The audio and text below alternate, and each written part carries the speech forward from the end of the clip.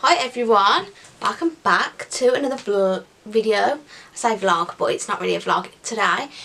It's finally not about food, so I'm sure you're all like, oh, this girl does more than eat. Which is kind of weird because that's what it feels like really at the moment. No, I'm joking. So I have got my laptop and today I'm going to do a few Q&As, question and answers. These are going to be a bit of a mix of just knowing more about me, a little bit about my recovery, just being an open book basically. So I hope you enjoy it. It is currently 1:30 on 24th of April and let's get started. Question number 1. What is your favourite TV series? So I have seen a fair few series. I watch a lot on Netflix. I'd have to say my favourite's Orange is the New Black. I'm currently rewatching that for like the 4th time. It does not get old for me. I love it. I think it's great. I do recommend it, but just make sure that you are of age. It is quite dirty. Some of the scenes are particularly a little bit more sensitive than some may like. But it's funny and I think it's great. I like Gossip Girl. I like Bates Motel. I'm on the last season of that as well. That's good. That's quite freaky though. I don't know if anyone else has seen that, but that's pretty spooky. Riverdale, it's getting a bit bad now, the last season I've thought, but I did like the first 2. Stranger Things, Grey's Anatomy, Vampire Diaries, that kind of thing. I love. Okay, question number 2, favourite movie. One word for it, Matilda. Matilda. That is my favourite film. Anyone who knows me knows that. I love that. I know all the words, I know the script. It's quite sad actually, but it's my happy film. I can be in the worst state. Like I remember my first day in hospital, I had a one-on-one. I had a staff member watching me sleep and I was sat lying there in my plastic bed crying and I thought, I need to watch Matilda. So my laptop finally come back because I got it pat tested. Anyone who's been in hospital will know it has to go for a pat test before you can use anything. So it come back and I just whacked it on and I managed to get some sleep, and I think it's just because of that film. Even the music makes me happy from that film. Okay, question number 3, pet peeves. Slow walkers, especially in supermarkets. You know when people take up the whole aisle with their trolleys and they're reading like every product and every ingredient and they don't know what they want. But sometimes they hold it at a slant so you cannot get around them. You best believe I'm going to be scooching my little booty through any little gap because that stresses me out. Especially when I just want to get in and get out. I don't want to be like dilly-dallying up each aisle. So yeah, that's my 1. I need to calm down. I'm getting all angry. Okay, number 2, chewing with your mouth open. Quite a common one, I think. Just I don't know. Don't want to see what's in your mouth, thank you. Number 3, being rushed. That just makes me moody. Being rushed before like going out, like to do your makeup and your hair and stuff. That's one of the number 1 ways to get me in a strop. And lastly, no manners. I've been brought up with pleases and thank yous and just respect. So if people say to me like, pass me that, I go, please. You know what I mean? It don't cost anything, hun. Just say it. I'll get it for you then. Whoa, my fish just squeaked. I don't know if you just heard that. That was weird. Right, question number 4, main reasons to recover. Definitely been touched on this subject a few times. I would go as far as to say the future. The travel, the marriage, the kids, the job, the dog. Oh, Pone, I didn't know it. Just the future, what I have to look forward to, what I need to get better for. Because if I'm ill, I won't be able to achieve these things. And that, I don't want that. So the future, living abroad, example. Something I've always wanted to do and I know I need to get better in order to do so. And family, of course. I love my family. Question number 5, favourite song. At the moment it is Billie Eilish, Bad Guy. Such a banger. Everyone who knows me knows that literally that is my Spotify on repeat right now. At this point in time, on the 24th of April 2019, that is my bop. Question number 6, how do you cope with weight gain? This is something I do struggle with a lot, particularly at the moment. I'm noticing a lot more changes. I feel different parts of my body changing, different fits in clothes, etc. But you really need to realise your head is literally blowing this out of proportion. Sometimes, this is just an example, this isn't meant to be triggering or anything or anyone else's point of view, example, me, I think, oh my god, my clothes are fitting, starting to fit me now. That's bad. Usually they hang off. I need them to hang off. Why are they fitting me? And then I realise, for example, this top I'm wearing here is from the kids section. Do you know what I mean? So your mind's making you think, oh my god, I'm massive. It doesn't work like that. Also, redistribution. When you put on weight, your body will hold on to it in certain areas. Mine, particularly my stomach at the moment, I'm getting bloated a lot. It is holding a lot of it there because that's where all the important things are that it needs to protect. So I feel very lethargic, let's say, in that part. But I know over time, as I keep eating regularly and getting healthier, it will spread to where it needs to go, and I'll be more portioned out rather than just...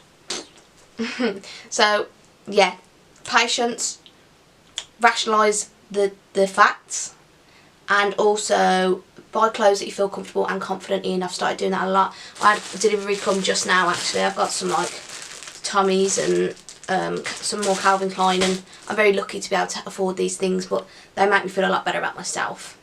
So that is what I would say for that. Question number 7, how does your boyfriend support you in your recovery? This boy is a blessing to me. He's come into my life when I was vulnerable, and he's literally been a huge part of my recovery. I can't thank him enough. People don't like me talking about him, but I don't really care. He supports me, makes sure I have what I'm meant to be having. He actually tried some of my Fortisip the other day. Bless him, he didn't like it, and don't blame him. But he's always supported me in that sense. I don't feel awkward eating around him. He's never judged me, he listens to me, supports me, just accepts me, as do I him. So, we're like a little team. Question number 8, what fear food are you yet to challenge? I don't usually touch upon fear foods because I don't know if that's helpful to others. I would hate to say that, oh my god, it's one of my biggest fear foods, and then that's someone's side food, and then they're like, well, if it's her fear food, it should be mine. Do you know what I mean? Because somebody said to me the other day, croissants, oh my god, they're my biggest fear food, I wish I could have it one day, well done. And I thought, okay, thanks, but I have it every day, so now do I need to switch my way of thinking that it should be a fear food?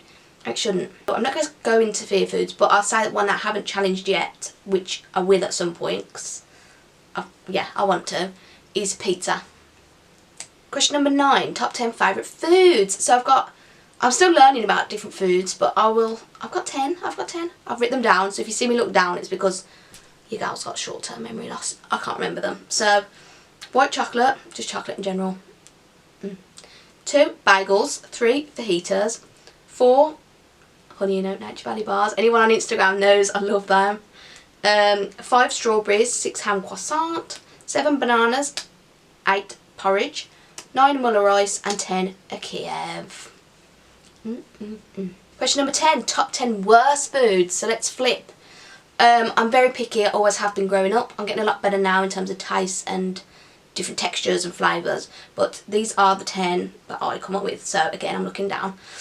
Fish/seafood. I've never eaten any kind of fish, cannot stand it at all, never in my life. My family don't really eat fish either, so it's not really an issue.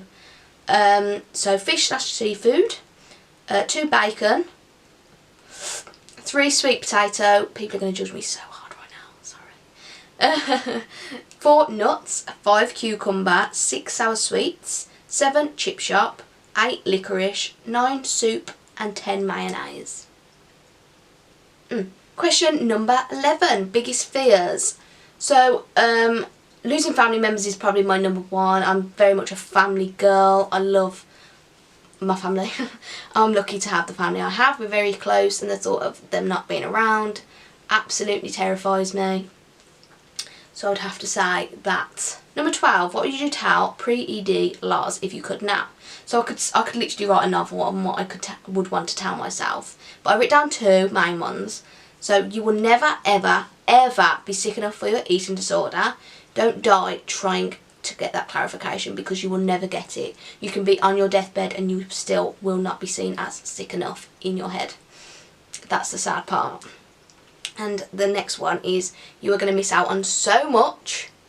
Get your act together, girl. You got so much to look forward to. So many memories and trips and friends and families and parties and everything, and you are going to miss out, and you're never going to get it back, because life is short and life is precious. Live it up. That's what I say. Preach. 13. What was the reason you started real recovery? I've been up and down in recovery, relapse for about 5 years now. And it took me for this time, I've been in some awful states, don't get me wrong, but it took me this time to realise I was going to die. And I was scared of dying. Everyone around me was scared. Mum didn't want to like come into my bedroom in the mornings because she was scared that I wasn't going to be alive. And that ain't the way to live. I couldn't stand in the shower. I couldn't stand up for 5 minutes without feeling faint. It's just, I had enough this time. The moment I decided I was going to start real recovery was in A&E on a drip. And then I'd had enough.